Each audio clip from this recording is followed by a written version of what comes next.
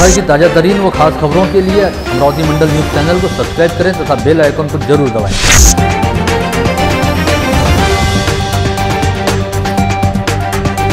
नमस्कार, दैनिक अमरावती मंडल के मंडल news bulletin में आप सभी का स्वागत है। आइए पेश करते हैं आज की कुछ खास खबरें।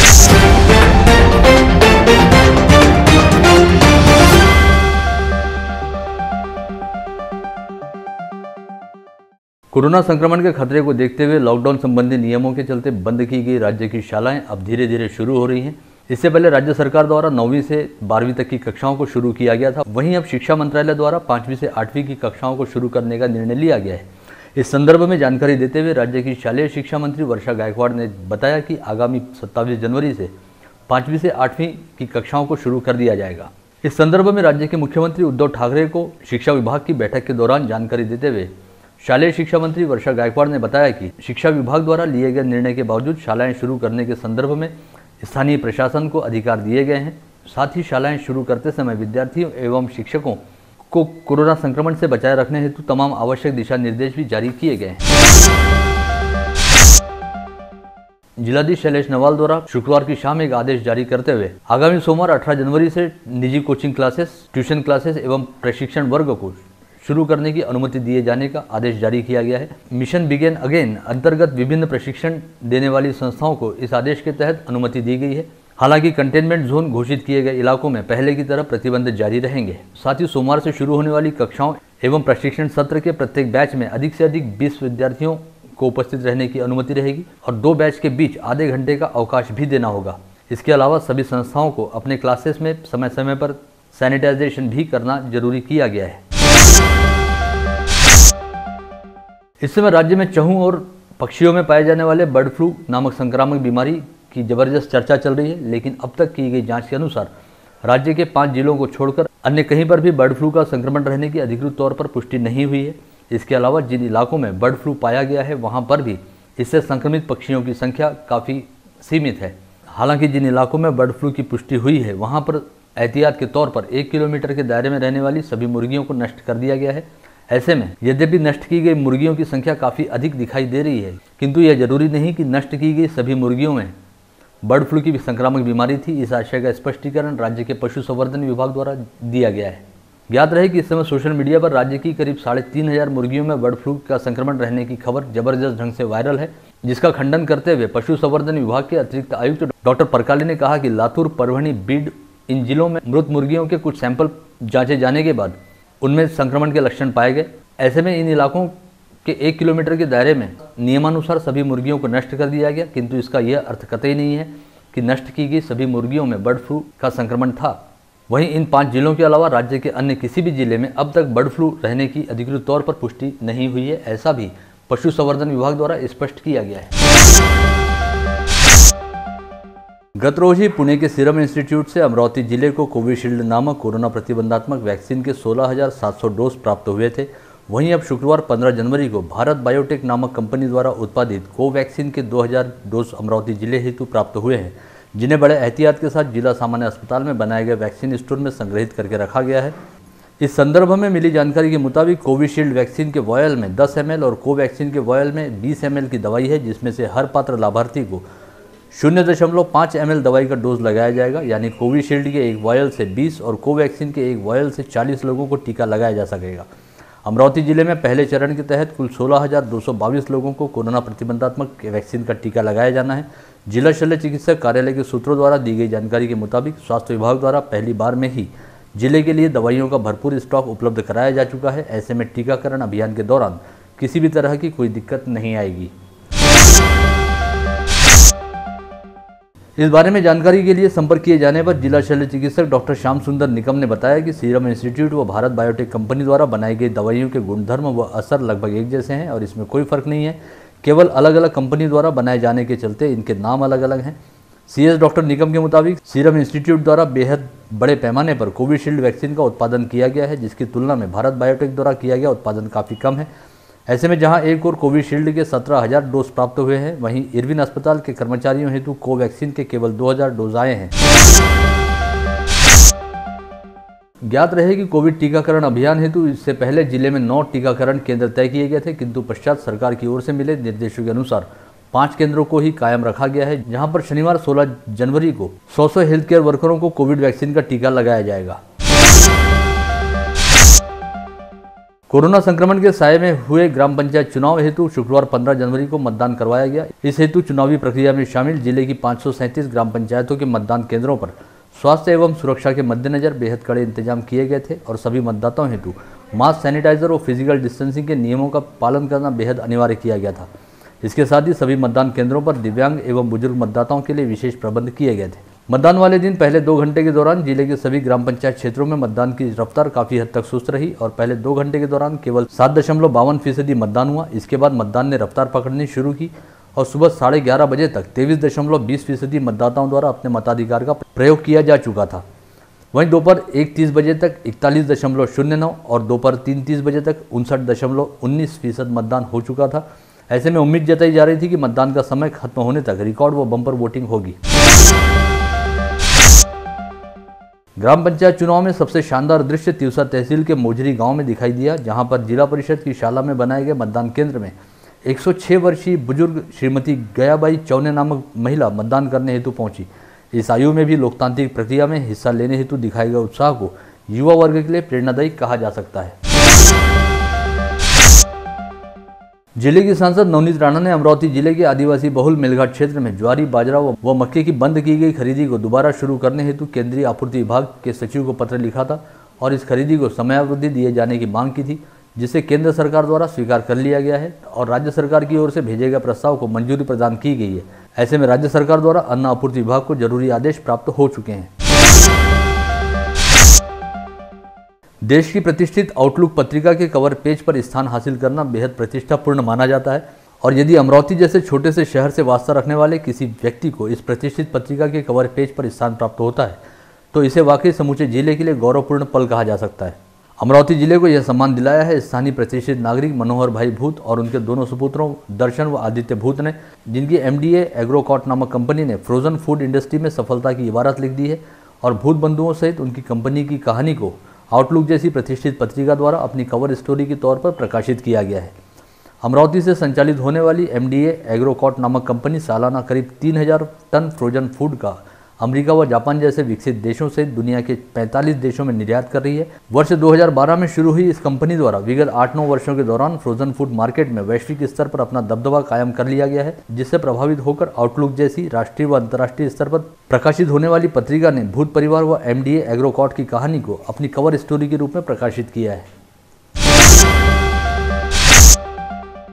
राज्य की महिला व बाल कल्याण विकास मंत्री तथा जिला पालक मंत्री यशोमती ठाकुर द्वारा विश्वास व्यक्त किया गया है कि अमरावती में सरकारी मेडिकल कॉलेज शुरू करने की दृष्टि से सरकारी स्तर पर जो सकारात्मक हलचलें हो रही हैं, उसे देखते हुए उन्हें पूरा विश्वास है कि अमरावती में जल्द ही सरकारी मेडिकल कॉलेज का काम शुरू होगा। पालक मंत्री ठाकुर ने बताया कि इस संदर्भ में उन्होंने राज्य के मुख्यमंत्री उद्धव ठाकरे व उप मुख्यमंत्री अजित पवार के साथ चर्चा भी की है, जिसके परिणाम बेहद सार्थक व सकारात्मक रहे हैं। अमरावती नागपुर हाईवे पर नांदगांव पेठ के निकट बनाए गए टोल नाके के खिलाफ टोल मुक्त कृति समिति द्वारा किए जा रहे आंदोलन को देखते हुए शुक्रवार 15 जनवरी को केंद्रीय भूतल परिवहन मंत्री नितिन गडकरी के नागपुर स्थित घर पर वर्धा जिले के सांसद रामदास तड़स सहित टोल मुक्त कृति समिति के पदाधिकारियों की बैठक हुई, जिसमें तय किया गया कि अमरावती से मोर्शी वरुड की ओर जाने वाले वाहनों को एक स्मार्ट कार्ड दिया जाएगा और उनसे केवल 25% टोल शुल्क लिया जाएगा। इस आशय का पत्र राष्ट्रीय महामार्ग प्राधिकरण द्वारा टोल मुक्त कृति समिति को दिया गया है। ऐसे में समिति द्वारा अमरावती से मोर्शी वरुड के बीच यात्रा करने वाले सभी वाहन धारकों से आह्वान किया गया है कि वे अपने दस्तावेज प्रस्तुत करते हुए स्मार्ट कार्ड प्राप्त करें। साथ ही बताया गया है कि आगामी 18 जनवरी तक अमरावती से मोर्शी वरुड की ओर जाने वाले वाहनों हेतु टोल शुल्क पूरी तरह से माफ रहेगा। बता दें कि टोल मुक्त कृति समिति द्वारा शनिवार 16 जनवरी को नागपुर स्थित केंद्रीय मंत्री गडकरी के घर का घेराव किया जाने वाला था। साथ ही आगामी 25 जनवरी को टोल नाके पर जबरदस्त आंदोलन किया जाने वाला था, जिसके मद्देनजर 15 जनवरी को ही केंद्रीय मंत्री गडकरी के घर पर इस विषय को लेकर एक बैठक हुई है। खालसा पंथ के दशम गुरु श्री गुरु गोविंद सिंह जी का प्रकाश पर्व शहर में बड़ी धूमधाम के साथ मनाया जा रहा है। शुक्रवार 15 जनवरी की सुबह स्थानीय सिख व पंजाबी समाज बंधुओं द्वारा बूटी प्लॉट स्थित गुरुद्वारा श्री गुरु सिंह सभा में आषाढ़ी वार का पाठ किया गया। साथ ही भाई ज्ञानी करमजीत सिंह ने शबद कीर्तन का गायन किया। इस समय सभी उपस्थितों के बीच दूध और नाश्ते की सेवा भी वितरित की गई। विगत 46 दिनों से देश की राजधानी दिल्ली में चल रहे किसान आंदोलन को समर्थन देने हेतु महाराष्ट्र प्रदेश कांग्रेस कमेटी द्वारा 16 जनवरी को किसान अधिकार दिवस मनाते हुए नागपुर स्थित राजभवन का घेराव करने का निर्णय लिया गया है, जिसके नियोजन एवं पूर्व तैयारी हेतु गुरुवार 14 जनवरी की शाम 7 बजे शहर कांग्रेस कमेटी के चौबलवाड़ा स्थित कार्यालय में एक बैठक बुलाई गई थी। कांग्रेस शहराध्यक्ष बबलू शेखावत की अध्यक्षता में बुलाई गई इस बैठक में कृषि बिलों के खिलाफ और किसानों की मांगों के समर्थन करने हेतु आंदोलन की रूपरेखा तय की गई।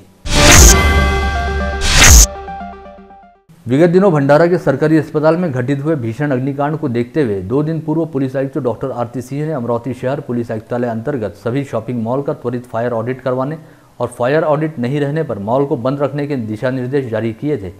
साथ ही इस विषय को लेकर सभी मॉल संचालकों व व्यवस्थापकों की बैठक भी बुलाई थी, जिसके बाद पाया गया कि बडनेरा रोड स्थित एक मॉल फायर ऑडिट नहीं रहने के बावजूद भी शुरू है। यह बात पता चलते ही राजापेट पुलिस ने संबंधित मॉल के संचालक राज पनपालिया व व्यवस्थापक आशीष पुंडलिक गुल्हाने के खिलाफ विभिन्न धाराओं के तहत अपराध दर्ज किया है। जिले में शुक्रवार 15 जनवरी को कोरोना के 60 नए संक्रमित मरीज पाए गए। इसके साथ ही जिले में कोरोना के कुल संक्रमितों की संख्या 20,620 पर जा पहुंची। शुक्रवार को RT-PCR टेस्ट में 34 और रैपिड एंटीजन टेस्ट में 26 लोगों की रिपोर्ट पॉजिटिव आई है, जिनमें 7 अल्पवयीन बच्चों सहित 30 पुरुषों व 23 महिलाओं का समावेश रहा। इनमें अमरावती शहर के 43 और ग्रामीण इलाकों के 17 लोग शामिल हैं। मेलघाट व्याघ्र प्रकल्प अंतर्गत आने वाले अति सुरक्षित सेमाडोह में गुरुवार की सुबह करीब 10 कौवे मृत पड़े पाए गए, जिससे यहां पर जबरदस्त खलबली व्याप्त है। सेमाडोह स्थित वन परिक्षेत्र अधिकारी व कर्मचारियों के निवास स्थान, प्राथमिक स्वास्थ्य केंद्र तथा स्टेट बैंक परिसर में कौवे मृत पाए जाने के बाद सिपना वन्य जीव विभाग के वन परिक्षेत्र अधिकारी सम्राट मेश्राम ने तुरंत ही इससे अपने वरिष्ठ अधिकारियों को अवगत कराया। वहीं दूसरी ओर अमरावती जिले में 5 दिन पूर्व मृत पाए गए मुर्गियों, कौवों व उल्लू की कुल 9 टेस्ट रिपोर्ट निगेटिव आने की जानकारी महानगर पालिका के पशु संवर्धन वैद्यकीय अधिकारी डॉक्टर सचिन बोंद्रे द्वारा दी गई है। पुणे स्थित विषाणु प्रयोगशाला से गुरुवार को रिपोर्ट प्राप्त होने के चलते सभी जिलावासियों ने राहत की सांस ली है। आज से समूचे देश में श्री राम मंदिर निधि समर्पण अभियान की शुरुआत हुई। अमरावती शहर में भी इस महाअभियान की शुरुआत अमरावती की आराध्य देवता अंबा देवी व एकवीरा देवी मंदिर में महाआरती करते हुए की गई। इस कार्यक्रम में भारतीय जनता पार्टी, विश्व हिंदू परिषद तथा बजरंग दल सहित विभिन्न संगठनों के पदाधिकारी बड़ी संख्या में उपस्थित थे। शहर पुलिस आयुक्तालय अंतर्गत आने वाले सभी 10 पुलिस थाना क्षेत्रों में अब 18 जनवरी से 31 जनवरी तक लापता महिलाओं की तलाश करने के उद्देश्य से ऑपरेशन मुस्कान चलाया जाएगा। इस अभियान की पूर्व तैयारी करते हुए शहर पुलिस आयुक्तालय अंतर्गत आने वाले सभी 10 पुलिस थाना क्षेत्रों से लापता हुई महिलाओं के बारे में जानकारी मंगाई गई है। इससे पहले चलाए गए अभियान में 31 छोटे बच्चों, 48 महिलाओं व पुरुषों का पता लगाया गया था। राज्य के विभिन्न अभयारण्यों की रिपोर्ट हाल ही में प्रकाशित हुई है, जिसमें सर्वोत्तम 11 अभयारण्यों में यवतमाल जिले के टिपेश्वर व पैनगंगा इन 2 अभयारण्यों ने स्थान हासिल किया है। यहाँ की जैव विविधता काफ़ी अच्छी है, फिर भी यहाँ पर काफ़ी हद तक व्यवस्थापन सुधारा जाना चाहिए। इस आशय का सुझाव भी इस रिपोर्ट में दिया गया है। इस परिसर में 11 बाघ हैं, बावजूद इसके इन अभयारण्यों को 6वीं रैंक प्राप्त हुई है। अमरावती शहर से सटे मैदानी इलाकों में इन दिनों काले हिरणों का झुंड खाद्य सामग्री की तलाश में भटकता नजर आता है, जिनकी ओर अक्सर वन विभाग का ध्यान नहीं रहता। 3 दिन पहले बडनेरा के समीप एक्सप्रेस हाईवे पर एक काले हिरण की किसी अज्ञात वाहन की टक्कर से मौत हुई थी। वहीं आज सुबह वलगांव थाना क्षेत्र में आष्टी टाकरखेड़ा फाटे के पास एक काला हिरण मृत अवस्था में पड़ा दिखाई दिया है। ATM कार्ड का क्लोन तैयार कर बैंक खाते से रकम निकालते हुए लोगों की आर्थिक लूट करने वाले रणधीर कुमार सरजू सिंह नामक 34 वर्षीय आरोपी को अकोला के डाबकी रोड पुलिस ने बुधवार को गिरफ्तार किया है। पता चला है कि आरोपी मूलतः बिहार राज्य के गया जिला अंतर्गत पहाड़पुर गांव का निवासी है। मकर संक्रांति पर्व के 2 दिन पहले नागपुर में चाइना मांझे से गला कटने के कारण एक अभियांत्रिकी छात्र की मौत हुई थी। उसके बाद अकोला में भी एक व्यक्ति की जान चाइना मांझे की वजह से गई थी। सरकार द्वारा चाइना मांझे पर पाबंदी लगाए जाने के बावजूद शहर में बेचे जाने वाले चाइना मांझे पर नजर रखने के निर्देश पुलिस प्रशासन द्वारा दिए गए थे। ऐसे में गाड़गीनगर पुलिस ने प्रवीण नगर में सोहेल मोहम्मद जान मोहम्मद के पास से करीब 5,500 रुपये का चाइना मांझा जब्त किया है। जिले के मंगरूल दसगिर पुलिस स्टेशन अंतर्गत समृद्धि महामार्ग के काम पर ठेकेदार के यहाँ सुपरवाइजर का काम कर रहे उत्तर प्रदेश के देवास निवासी अरविंद कुमार शर्मा पर 3 अज्ञात लोगों ने हमला किया। जानकारी मिली है कि पानी पीने के विवाद को लेकर यह झगड़ा हुआ है। पुलिस ने 3 अज्ञात लोगों के खिलाफ अपराध दर्ज किया है। दरियापुर शहर के सिविल लाइन परिसर में पुराने दरियापुर को जोड़ने वाले रास्ते के कंक्रीटीकरण का कार्य शुरू है। यह काम जारी रहते समय यहां से गुजर रही 4 बकरियों को सड़क किनारे खड़े विद्युत पोल से लटके विद्युत तार की वजह से बिजली का करंट लगा, जिसकी वजह से इन बकरियों की मौत हो गई। बकरी मालिक गजानन वानखड़े और पुष्पा इंगोले ने इस संदर्भ में अपनी शिकायत दर्ज कराई है। स्थानीय राजकमल चौक पर गुरुवार की दोपहर उस समय अचानक सनसनी मच गई जब यहां खड़ी दोपहिया में अपने आप ही आग लग गई। इस समय ड्यूटी पर तैनात महिला ट्रैफिक पुलिस सिपाही एवं परिसर के लोगों ने तुरंत तत्परता से काम लेते हुए आग पर काबू पाया, जिससे संभावित अनर्थ टल गया। इसी के साथ आज का बुलेटिन यहीं समाप्त होता है। कल दोबारा आप सभी से मुलाकात होगी ऐसे ही कुछ खास खबरों को लेकर। तब तक के लिए नमस्कार।